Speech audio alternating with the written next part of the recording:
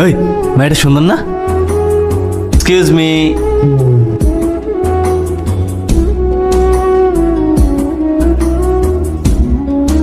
Excuse me, এই ঠিকানাটা কোথায় একটু বলতে পারবেন?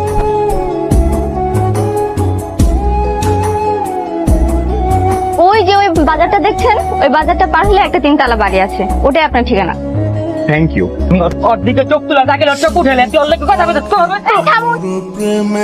উনি কোনো খারাপ উদ্দেশ্যে আসেনি, উনি এখানে নতুন, উনি আমার কাছে একটা ঠিকানা জানতে এসেছিল। হ্যাঁ সেটাই তো। ঠিক আছে আপু, আপনার গাড়িতে ওঠেন। এই প্রথম দেখলাম জর্দার বাড়ির মায়ের দিকে কেউ তাকায় সুস্থভাবে ফিরে যাইতেছেন। কেন ভাই, ওই মেয়ের দিকে তাকানো নিষেধ নাকি? নিষেধ মানে জর্দার সাহেব তো অনেক ক্ষমতাবান মানুষ, ওনার মায়ের দিকে কেউ তাকালে হাড্ডি গুড্ডি ভাঙিয়ে দেয়। উনি বোধহয় ওনার মেয়েকে অনেক বেশি ভালোবাসেন তাই না? খুব নজরে নজরে রাখেন তাই তো? হ্যাঁ ভাই। ঠিক আছে। আজকে তোরে আমি খাইছি। তোমার লেগে আমি ভিড়ি লইছি। বিড়ি আনছোস? আগে কবি না, সারাদিন পানিতে থাকতে থাকতে শরীর একেবারে ঠান্ডা হয়ে গেছে, একটা বিড়ি ধরা লাগবো।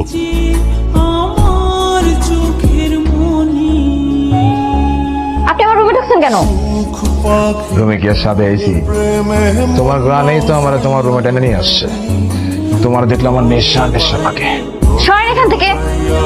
আপনাকে বলছি না আমার গায়ে হাত দেবেন না, যখন তখন গায়ে হাত দেন কেন? কেন, তোমার শরীরে হাত দিলে কি তোমার শরীরে ফুসকা পড়ে যাবো? একদম বাজে কথা বলবেন না, ফালতু লোক কথাকার। এরকম করলে কিন্তু আমি বাবার কাছে বলে দিব। তো যাও, বাবারা যা বলে যাও, যাও। বাবা, বাবা, কিছু বলবি? কি হলো বল, আমি তো বাইরে যাবো। না কিছু না।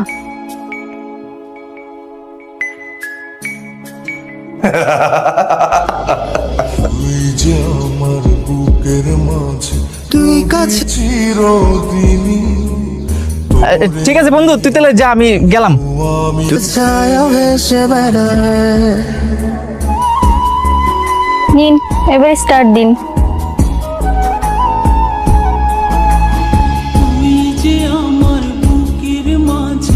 কি হলো? আচ্ছা আর ধরবো না, তুমি চালাও। দিন দুনিয়া তোরে থ্যাংক ইউ। তোমারেও ধন্যবাদ।